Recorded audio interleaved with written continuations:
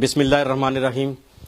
اس وقت ہمارے ساتھ چیئرمین ای یو Pak friendship federation Europe Chaudhry Parvez Iqbal موجود ہیں، جو حالیہ پاکستان کا دورہ کر کے واپس بیلجیم پہنچ چکے ہیں۔ جو صاحب، آپ ہمیں یہ بتائیں کہ آپ کا یہ جو دورہ تھا پاکستان کا کیسا رہا؟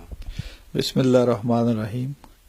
یہ دورہ پاکستان میرا ملک ہے جی، میں وہاں پر جانا بھی میرے لیے اعزاز ہے، کسی اعزاز سے کم نہیں ہے۔ اور یہ جو دورہ تھا اس میں دو تین چیزیں تھی۔ ایک تو یہ ہے کہ ہم اسپین کی صوبائی پارلیمنٹ، نیشنل پارلیمنٹ اور اسپانش یورپین پارلیمنٹ کے کچھ لوگ ہیں جو کہ پاکستان کی وزٹ کرنا چاہتے ہیں۔ اس کے سلسلہ میں پاکستان گیا تو وہاں پر جو ہے ہم نے کوئی ایسا پروگرام بنایا کہ ان لوگوں کو پاکستان لا کر پاکستان دکھائیں اور پاکستان کا پازیٹیو امیج جا کر یہ واپس اپنی صوبائی، نیشنل اور یورپین پارلیمنٹ میں جو ہے رکھیں گے، کیونکہ یہ ضرورت اس بات کی تھی 23 جون 2016 جو کہ انگلینڈ کا یورپین یونین سے باہر جانے کے بعد ابھی ہمیں یورپین پارلیمنٹ میں جو ہمارے لوگ ہیں دوسرے ممالک کے، جرمنی ہے، اسپین ہے، ہالینڈ ہے، اٹلی ہے، فرانس ہے، ناروے ہے، یہ جو باقی ملک ہیں جہاں جہاں تک ہماری کمیونٹی ہے، ہم اپنے لوگوں کو یورپین معاشرے میں انٹیگریٹ کریں، اس سلسلے میں تھا۔ اور اس کے ساتھ سب سے جو دو چار چیزیں ایسی تھی، جیسے کہ بیلجیم میں جب پاسپورٹ، نیا پاکستانی پاسپورٹ بنانے کے لیے لاس رپورٹ ضروری تھی، جو کہ ابھی ضرورت نہیں ہے۔ اسی طرح میں نے سیکٹری انٹیریل عارف علی حسن صاحب سے ملاقات کی اور ان سے میں نے یہ ریکویسٹ کی کہ کیوں نہ، جیسے بیلجیم میں لاس رپورٹ کی ضرورت نہیں ہے، اسی طرح ہم اسپین میں، اٹلی میں، فرانس میں یا یورپ کے اور ممالک میں، کیونکہ یہ فرانس اور بیلجیم اٹیک کے بعد جن لوگوں کے، ہمارے لوگوں کے پاس کاغذات نہیں ہیں، لاس رپورٹ لینے کے لیے ان کو کافی مسائل پیدا ہو رہے تھے۔ اور لاس رپورٹ جو ہے یہ یورپین، یعنی کہ بیلجیم گورنمنٹ یا اسپانش گورنمنٹ یا اٹالین گورنمنٹ یا فرینچ گورنمنٹ کی ضرورت نہیں ہے، یہ ڈیمانڈ تھی ہماری گورنمنٹ کی۔ اور ہم نے اپنی گورنمنٹ سے یہ ریکویسٹ کی ہے کہ ہمارے لوگوں کو یہ پریشانیاں ہو رہی ہیں، اگر یہ ختم کر دی جائے۔ اور سیکٹری انٹیریل نے یہ مجھ سے وعدہ کیا، بلکہ ابھی تک تو وہ میٹنگ کر چکے ہوں گے۔ اس کے بعد ان کے ساتھ میں نے یہ ایک اور ریکویسٹ کی، ڈنمارک کی جو ڈبل نیشنلٹی ہے، اس پہ ہمارا سارا کام مکمل ہے، صرف ہمارے انٹیریل یا فارن آفس کی طرف سے کچھ ایسی چیزیں تھیں، ان سے یہ بھی ریکویسٹ کی کہ کیوں نہ یہ بھی کام جو ہے جلدی کیا جائے۔ اس میں کیا پیش رفت ہوئی؟ کیا وہ ڈبل نیشنلٹی ایکسیپٹ کریں گے یا اس میں کیا پیش رفت ہوگی؟ یہ جو ڈنمارک کی ڈیو نیشنلٹی ایکسیپٹ ہو چکی ہے، ابھی اس پہ صرف ایپلیمنٹ ہونا باقی ہے۔ اور ایپلیمنٹ کے لیے جو ہے ہماری انٹیریل اور موفا فارن منسٹری کا آپس میں ایک پیج پہ ہو کر اس پہ کام کریں گے تو یہ کام ختم ہوا ہے۔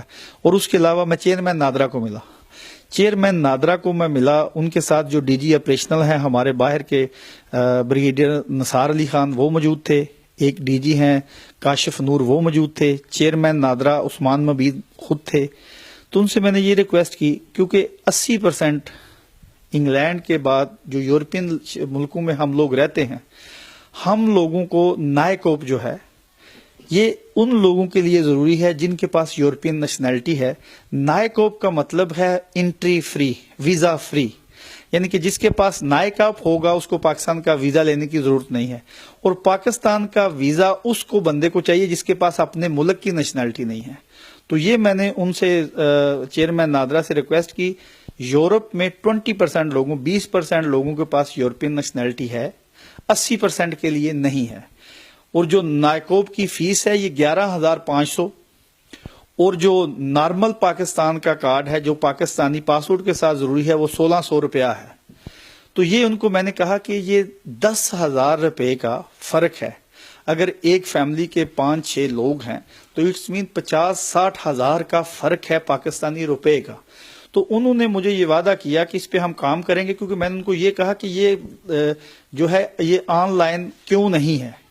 اس کے لیے انہوں نے مجھے ایک یہ کہا کہ یہ جو پاکستانی شناختی کارڈ جس کی فیس 1,600 روپے ہے، اس کی ہم ڈلیوری پاکستان میں ہی کرتے ہیں، اور اس میں کوئی ایسی بات نہیں ہے۔ جو لوگ ہمارے یہاں سے ہر سال دوسرے سال لوگ پاکستان جاتے ہیں، وہاں جا کر اپنا شناختی کارڈ بنا لیں، یا ان سے میں نے ایک ریکویسٹ یہ کی کہ ہم موفا سے یعنی کہ اپنے فارن آفس سے یہ ریکویسٹ کریں گے، جو امبیسیوں میں ان کا سامان آتا ہے، ہر ہفتے ایک بیگ آتا ہے، اس میں یہ لوگوں کے شناختی کارڈ امبیسی میں پہنچ جائے اور امبیسی سے لوگ اپنی ڈلیوری لے لیں۔ امبیسی میں تو تب ہی پہنچیں گے اگر وہ آن لائن کی آپشن رکھیں گے، تو آن لائن اپلائی کر سکیں گے۔ تو پھر اگر وہ آن لائن اپلائی نہیں کر سکتے تو پھر اس کا مطلب ہے جب وہ پاکستان جائیں گے تو تب وہ اپلائی کریں گے اور وہ اس کی ڈلیوری ادھر ہوگی۔ ابھی ان سے یہ ریکویسٹ کی ہے کہ یہ فارم جو ہے اس کو آپ آن لائن میں رکھیں، ابھی اس کے اوپر وہ میٹنگ کریں گے۔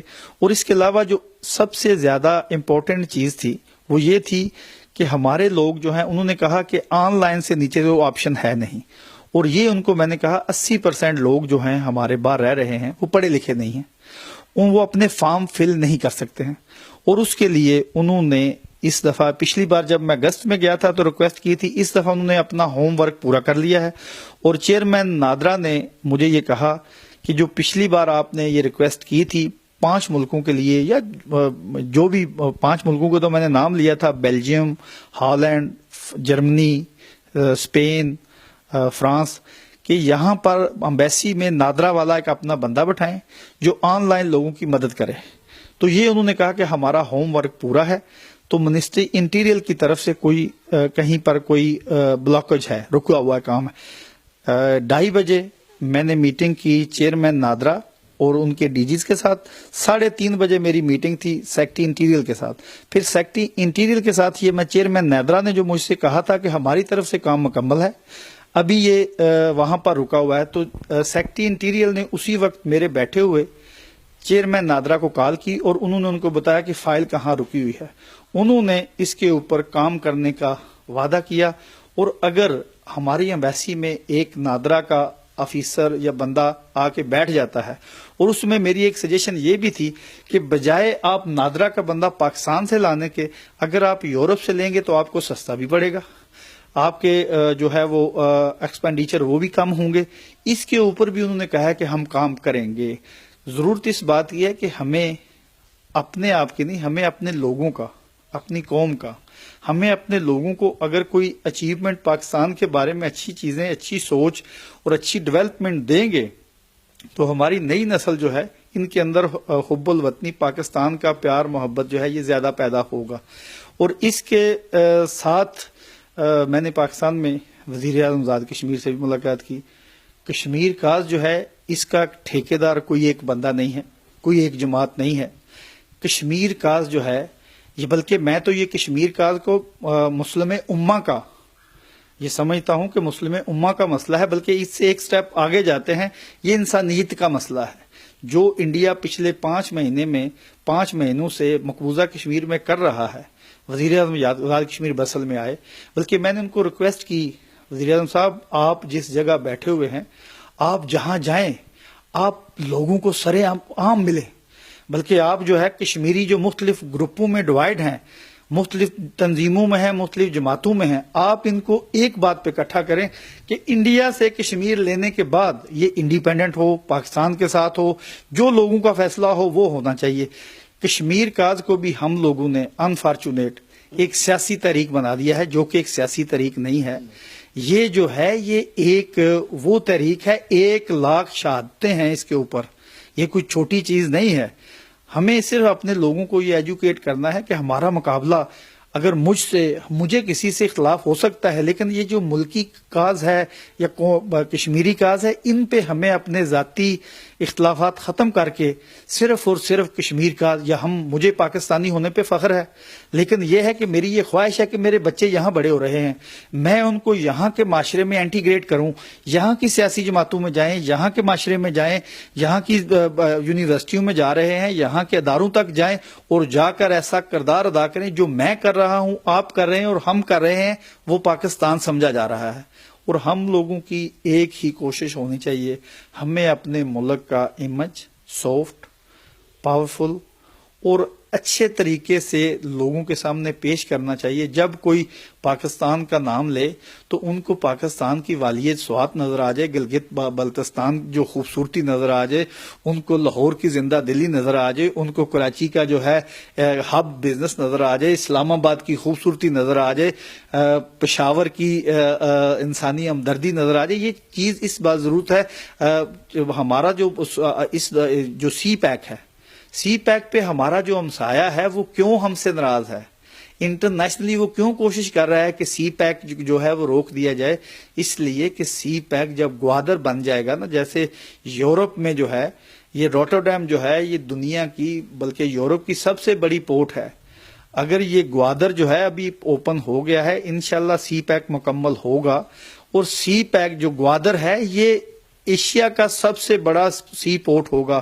اور یہ ہمارا ہمسایہ جو ہے یہ تو صرف اس جیلسی میں لگا ہوا ہے, حالانکہ سب سے زیادہ بزنسلی, نیشنلی اور انٹرنیشنلی سب سے زیادہ فائدہ جو ہے وہ چائنا کے بعد اگر کسی کو ہونا ہے تو وہ ہے انڈیا. لیکن یہ ہے کہ یہ اپنے اندر سے قدوت نہیں چھوڑ رہا ہے.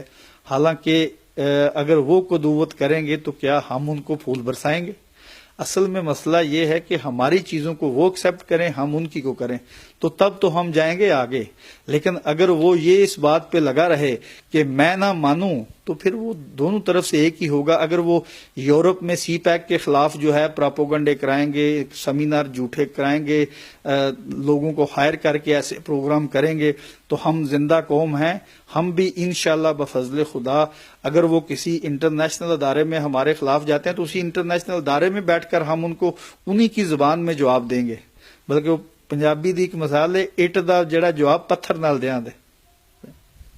ناظرین, آپ نے چودھری پرویز اقبال لوثر کی باتیں سنی, جس میں انہوں نے دورہ پاکستان کا احاطہ کیا اور پاکستان کے متعلق جو بھی اس دورے کے دوران جو پروگرس تھی پاکستانی کمیونٹی کے لیے وہ بھی آپ کو اپڈیٹ ہوئیں.